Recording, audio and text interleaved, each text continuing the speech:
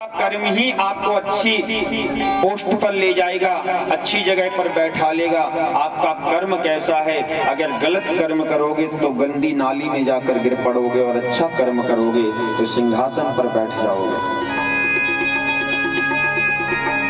आपका कर्म ही आपका निर्णय करेगा। भाग्य और भाग्य आपके कर्मों से बनेगा। जैसी सोच रखेंगे, जैसा जीवन में आचरण करेंगे, वैसा ही आपको मिलता जाएगा।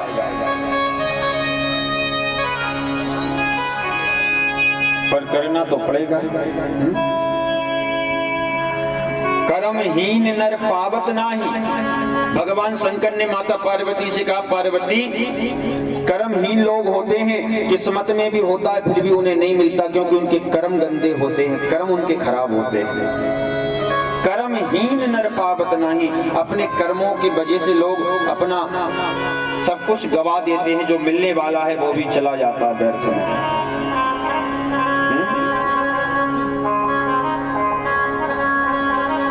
एक घर में 3 लोग रहते थे,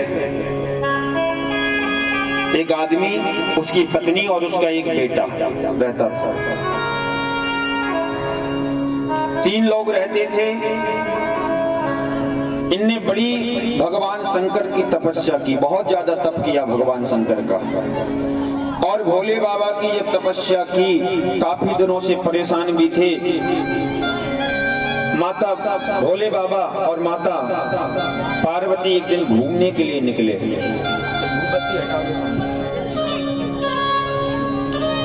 माता पार्वती और भगवान एक दिन घूमने के लिए निकले, भ्रमण करने के लिए। बोले ध्यान से सुनना। अब वो तीनों लोग बैठे थे, वो आदमी, उसकी पत्नी और उसका बेटा, तीनों लोग बैठे थे। और तीनों लोग बैठे थे तो माता पार्वती की नजर पड़ी। तो माता पार्वती ने कहा, प्रभु इतनी मेहनत करते ये लोग, इतनी तपस्या करते, इनको कुछ तो दे दो। पार्वती से भगवान शंकर ने कहा, पार्वती इनकी किस्मत में कुछ नहीं है, जो कुछ था इनकी किस्मत में वो भी इनने अपने गलत कर्मों की वजह से बिगाड़ लिया, इनको कुछ मिलने वाला नहीं है। माता पार्वती ने कहा, नहीं भोले बाबा, थोड़ा बहुत तो कुछ दे दो, थोड़ा कुछ दे दो। माता पार्वती जिद करने लगी, नहीं थोड़ा कुछ दे दो, इतनी मेहनत कर रही, क्योंकि माँ हमेशा दयालु होती है। भोले बाबा ने कहा, देवी तुम कितना भी कहो, पर इनके काम, इनका कर्म इतना खराब है कि इनको मिलने के बाद भी इनको नहीं मिल पाएगा, हाथ में आने के बाद चला जाएगा, क्योंकि जीवन पर्यंत इनने गलत ही कर्म किए, गलत ही निर्णय लिए, गलत ही लोगों के साथ में बैठा, गलत ही लोगों के साथ में इनने अपनी संगत, अपना जीवन बिताया है। माता पार्वती बोली, एक बार मेरे कहने से इसको दे दो, कुछ, तीनों को कुछ दे दो। भगवान शंकर प्रकट हो गए। भगवान शंकर ने कहा, मांगो, क्या मांगते हो? तो सबसे पहले उस आदमी की जो पत्नी थी उसने कहा, प्रभु मुझे कुछ नहीं चाहिए, मुझे 16 साल की कन्या बना दो, बढ़िया सुंदर,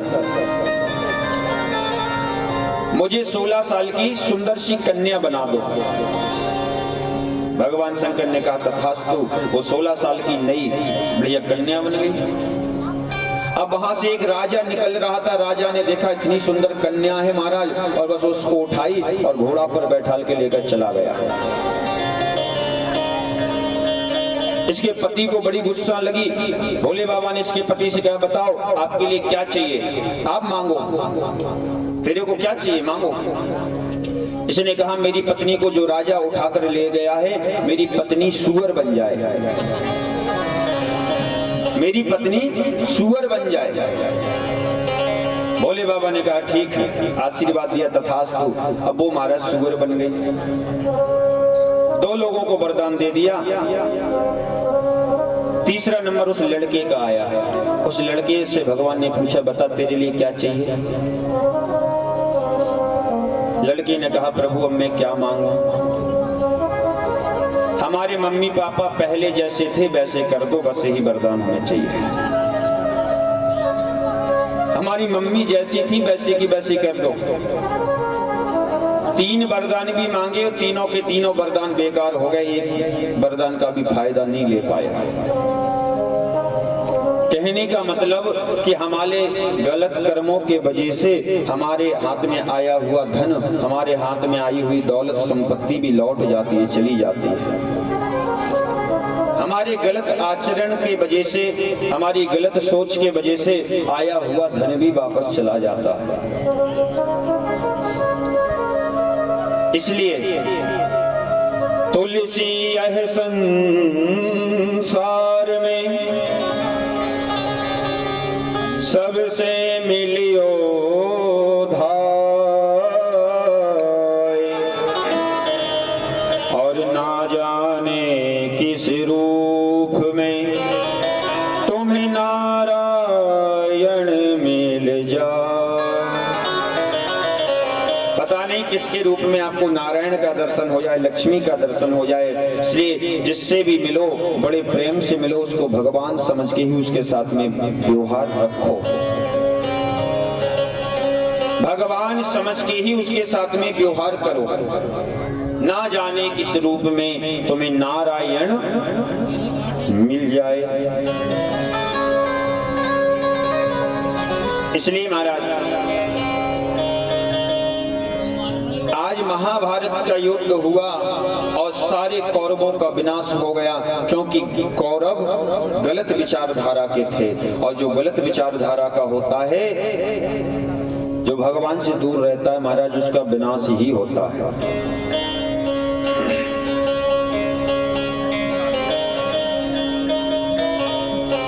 अंत में दुर्योधन बचा, दुर्योधन से मिलने अश्वत्थामा आया। बता मित्र मैं तेरी क्या मदद करूं? तो अश्वत्थामा से कहा दुर्योधन ने, 5 पांडव जिंदा बैठे, हम 100 भाई थे, 100 के 100 मारे गए। अगर पांडवों में से एक भी मर जाए तो मेरे प्राण बढ़िया से निकल जाएंगे। एक भी अगर पांडव मर गया तो मैं हंसते हंसते अपने प्राणों को त्याग दूंगा। आज परेशानी केवल इतनी है कि हम केवल दूसरों को देखकर परेशान हो रहे हैं। हमारी आपकी परेशानी ज्यादा बड़ी परेशानी नहीं है, पर दूसरों की परेशानी को देखकर, मतलब दूसरों के सुख को देखकर हम परेशानी में आ रहे हैं।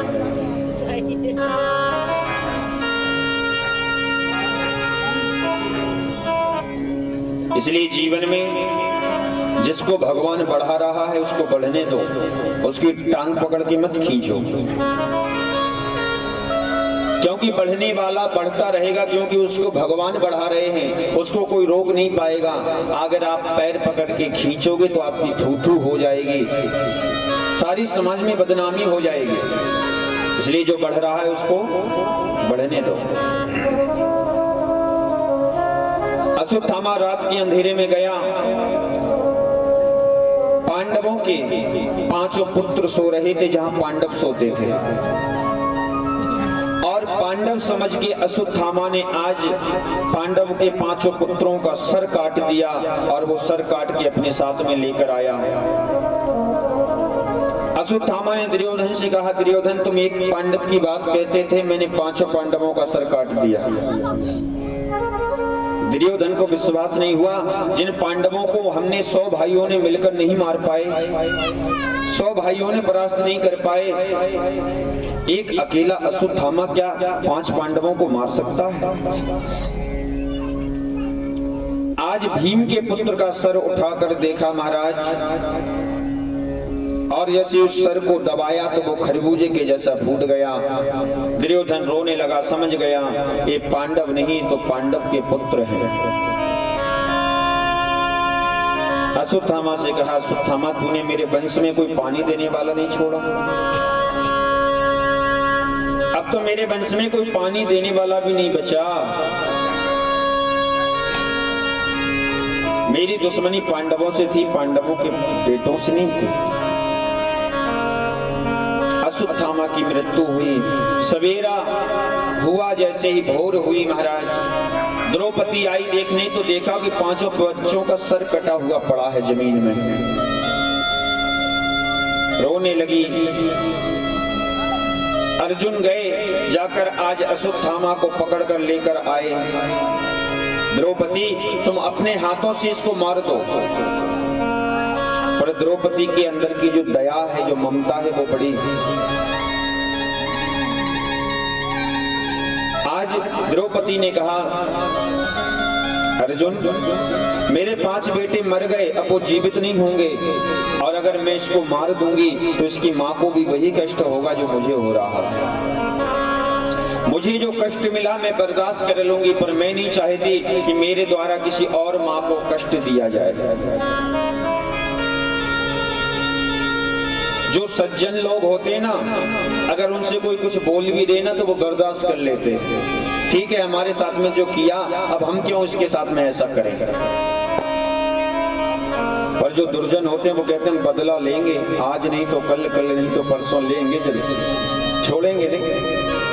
पर जो सज्जन होते हैं, सहनशील होते हैं, वो सोचते हैं चलो कोई बात नहीं, आपने हमारे साथ में किया, अब आपके साथ भगवान करेगा, छोड़ देते वो भगवान के ऊपर। द्रौपदी ने कहा अश्वत्थामा को छोड़ दो, क्योंकि इसको मारने से मेरे बेटे जीवित नहीं होंगे। अश्वत्थामा को छोड़ने की बात मैया द्रौपदी ने कही। कितनी दया है माता द्रौपदी की हृदय में। जीवन में कितनी भी बड़ी परेशानी आ जाए, कितनी भी बड़ी आपदा घटित हो जाए, कितनी भी बड़ी घटना घट जाए, पर कभी आप अपनी ममता को मत खोइए। कभी आप अपने अंदर की जो दया है, उस दया को मत जाने दीजिए। कि दया धर्म का मूल है, पाप मूल अभिमान,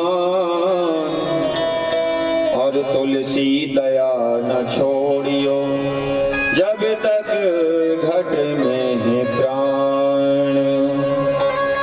जब तक इस शरीर में प्राण है, हमें दया करनी चाहिए, सब पर दया दिखलानी चाहिए, दया नहीं छोड़नी चाहिए। ये मनुष्य मात्र का कर्तव्य है।